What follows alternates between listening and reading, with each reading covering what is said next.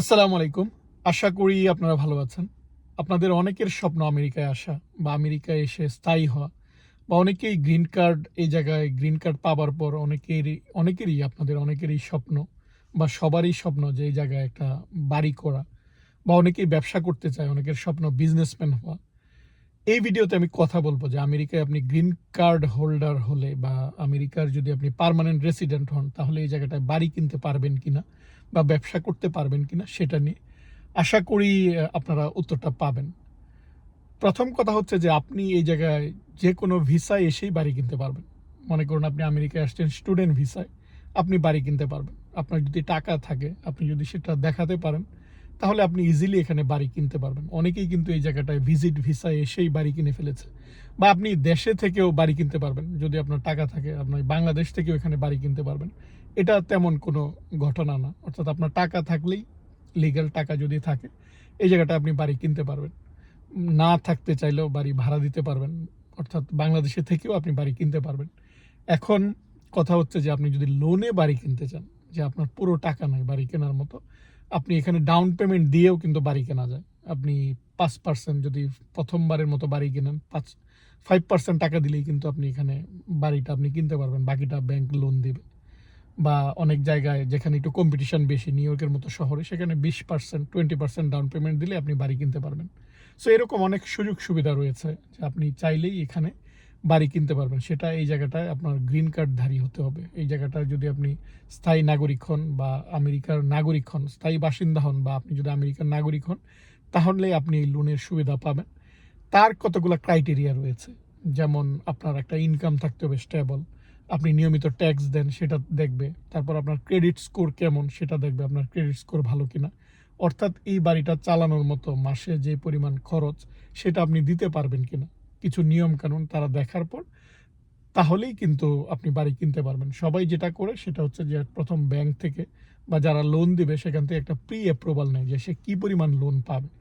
মনে করুন সে ৪ কোটি টাকা বা 400K সে লোন পেল, তখন সে এই টাকার মধ্যেই বা বাড়ি খোঁজে। অর্থাৎ আপনি আপনার ইনকামের উপর নির্ভর করে কি পরিমাণ লোন পাবেন সেই লোনের উপর আপনি বাড়ি কিনতে পারবেন।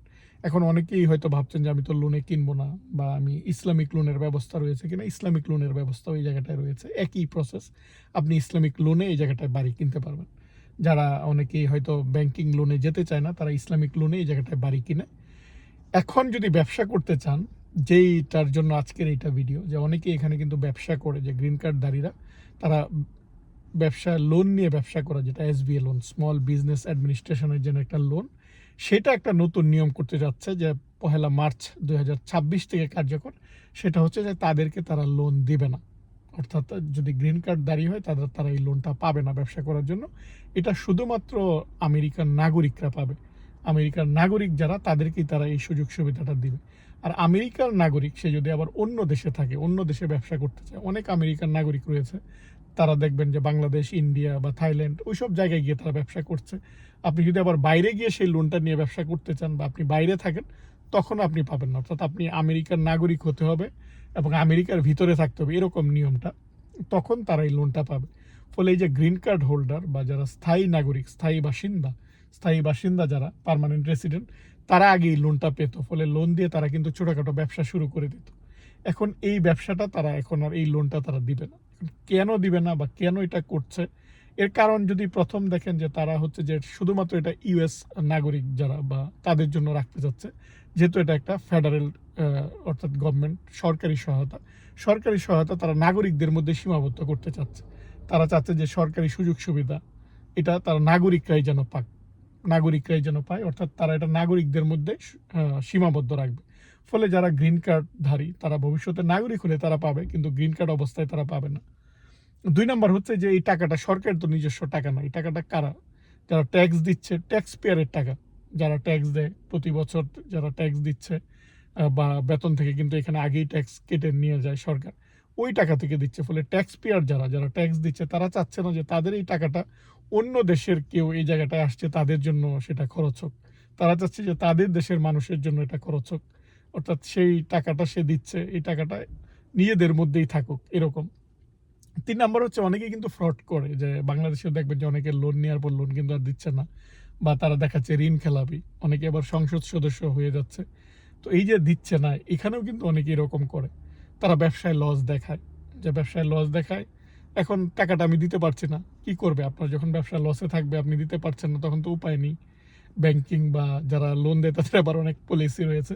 আপনারা যারা ব্যাংকিংয়ে আছেন তারা এটা ভালো বুঝবেন। যাই হোক, এরকম অনেক ফ্রড হয়েছে, বা আপনারা একটা কোভিডের সময় আপনারা স্ক্যাম দেখেছেন যে কোভিডের সময় অনেকের ব্যবসায় লস হয়েছে, তাই সরকার অনেক সুবিধা দিয়েছিল, কিন্তু যে এটা ফেরত দিতে হবে না এরকম লোন।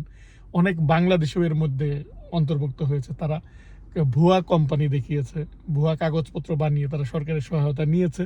নেয়ার পর এখন পরবর্তীতে দেখা গিয়েছে এই নামেই কোনো কোম্পানি নাই বা এরকম নেই। সো এই যে জিনিসগুলা, ফেক জিনিসগুলা অনেকেই কিন্তু করেছে। করার কারণে তারা কিন্তু এটা কমিয়ে দিয়েছে। কারণ তারা দেখেছে যে দেশের মানুষের চাইতে বাইরের থেকে যারা এসেছে ওরা কিন্তু এই জিনিসগুলা বেশি করে। ফলে বুঝতেই পারছেন তারা এই জিনিসটা অনেক, যেহেতু ফ্রড হয়েছে, তারা এটা বন্ধ করে দিতে চাচ্ছে। এই এরকম অনেকগুলা কারণ, এরকম অনেকগুলা কারণের কারণে তারা এটা বন্ধ করে দিচ্ছে। এখন অনেকের মনে আবার প্রশ্ন জাগছে যে তাহলে কি যে গ্রিন কার্ডধারী যে বাড়ির লোনটা পেত সেটাও কি আবার বন্ধ হয়ে যাবে কিনা এই এসবিএল লোনের মতো? এখন বাড়ির লোনটা দেখুন, যে বাড়ি তো একটা বাড়িকে ঘিরে তারা দিচ্ছে। আপনি যদি না দিতে পারেন লোন, কয়েকটা কিস্তি না দেন বা টাকা না দেন, তারা বাড়িটা নিয়ে চলে যাবে। ফলে এই বাড়িটা বিক্রি করে কিন্তু টাকাটা নিয়ে আসতে পারবে। কারণ পুরা বাড়ির কিন্তু টাকাটা তো ওরা দিচ্ছে না। ওরা 90% দিচ্ছে বা 80% দিচ্ছে। আপনি কিছু অংশ তো অলরেডি আগেই দিয়ে রেখেছেন। ফলে বাড়িতে আমার মনে হয় না যে এটা সমস্যা হবে, বাড়ির লোন থাকবে। কিন্তু ব্যবসার ক্ষেত্রে যেটা হয়, যে ব্যবসায় তো এখানে এমপ্লয়ির বেতন রয়েছে, র মেটেরিয়ালস, অনেক কিছু ব্যাপার। আর ব্যবসার ক্ষেত্রে যেটা হয়, ব্যবসায় যখন আপনি লস দেখাবেন সেই জায়গা থেকে তো এটা তো আর বাড়ির মতো এরকম প্রপার্টি না যে ওরা সাথে সাথে বিক্রি করে পুরো টাকাটাই তারা রিটার্ন নিয়ে নিবে। তো আপাতত যে পার্সোনাল লোন, যারা অর্থাৎ ব্যবসা করার জন্য যারা লোন নিত, সেই লোনের সুবিধাটা বন্ধ হয়ে যাচ্ছে। ইমিগ্রেন্টদের অনেক কিছুই বন্ধ হচ্ছে আস্তে আস্তে। পৃথিবীর অন্যান্য দেশেও, আমেরিকা না অন্যান্য দেশেও দেখবেন যে ইমিগ্রেন্টদের অনেক সুযোগ সুবিধা সংকুচিত হচ্ছে।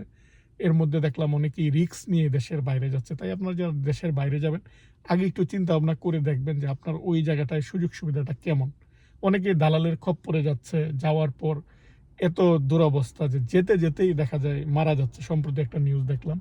আবার অনেকেই কিন্তু বিদেশে আসে, আসার পর কাজ না পেয়ে কিন্তু দেখা যায় রোগে আক্রান্ত হচ্ছে বা হতাশায় ভুগছে, বা অনেকেই দেখা যায় যে বাসায় মারা যাচ্ছে।